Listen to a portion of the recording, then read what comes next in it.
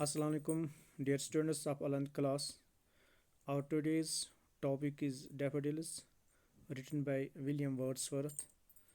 Dear students, let me give a brief introduction about the writer William Wordsworth. William Wordsworth was a poet. He is also known as the poet of nature.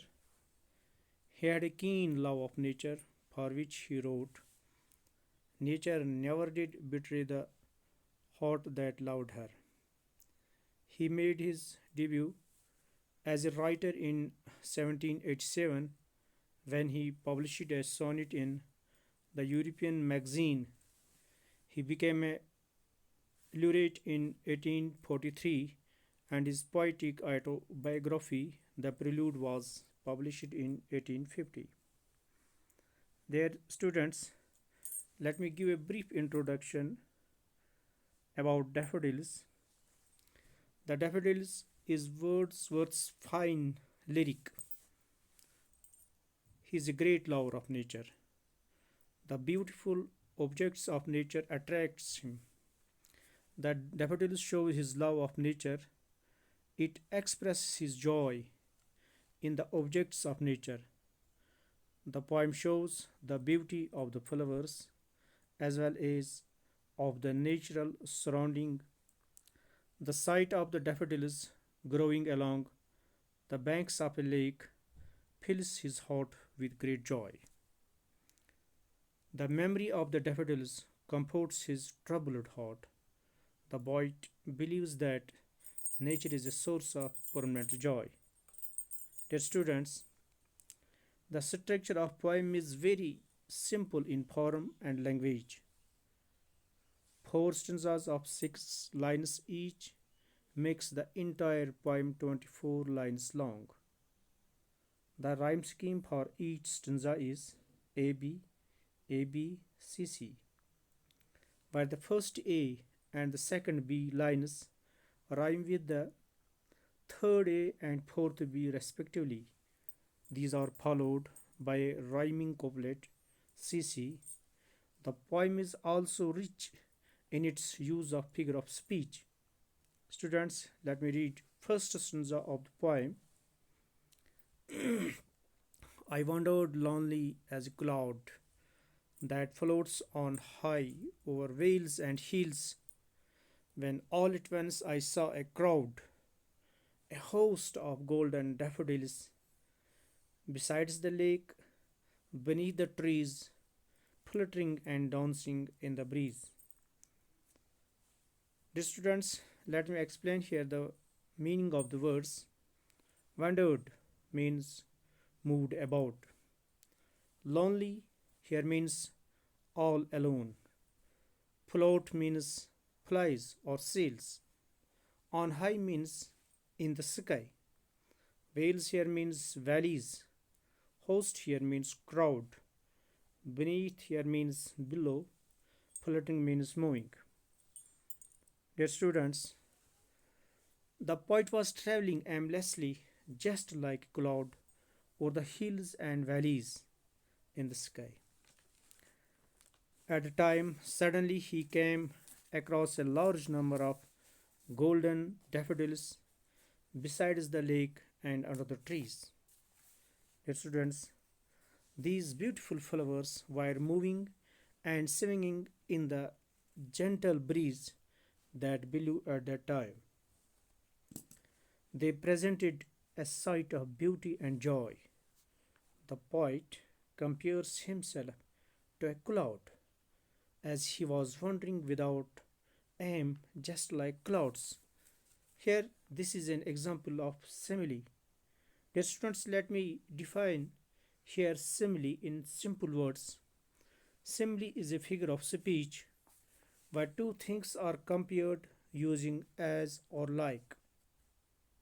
Dear students, the poet also uses the expressions like crowd and host to mean that he saw a large area covered with a whole lot of daffodils. Dear students, in the last line, the poet personifies the flowers by saying that they were fluttering like birds and butterflies, and dancing like human beings.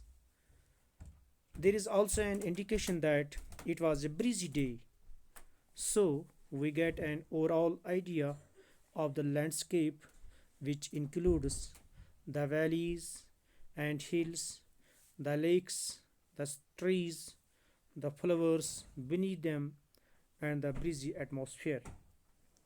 Dear students, let me read the second stanza of the poem. Continuous as the stars that shine and twinkle on the Milky Way, they stretched in never ending line along the margin of a bay. 10,000 saw I at a glance, tossing their heads in sprightly dance. Let me explain here the meaning of the words. Here, continuous means growing in a large number. Twinkle here means shine. Here, Milky Way is a river, lake, or a line of light seen in the sky at night and made up of countless stars. Stretched here means spread. Never ending means endless or continuous. Margin here means bank. Bay means here lake. 10,000 here means a large number. At a glance means at one look. Tossing, moving up and down. Sprightly means happy. Here is another simile. The flowers are compared to stars. They stretched in a continuous line, just like the stars in a galaxy, like Milky Way. The students, moreover, the daffodils were shining as they were golden in color and twinkling as they were fluttering in the breeze as stars. This comparison with the stars may have a greater implication in indicating that the flowers are heavenly as the stars. The flowers were visible as far as the poet could see along the shoreline of a bay. That's why he used the phrase never ending line. Dear students, here continuous and never ending may also suggest that the flowers left an everlasting impact on him. That the flowers left an everlasting impact on him.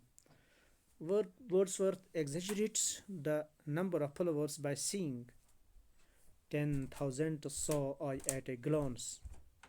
That indicates that the poet has never seen so many daffodils at once. So he is just overjoyed. This type of exaggeration is called hyperbole. The poet also says that the daffodils were tossing their heads as if they were dancing in happiness. Actually, the poet was amazed at the beauty of the flowers, so he found everything around him joyful. All these references of the dancing and tossing heads are parts of his personification of the flowers. Dear students, this was about two stanzas of the poem. Inshallah, the other two stanzas will be delivered in the next lecture. Thank you. Wish you all the best.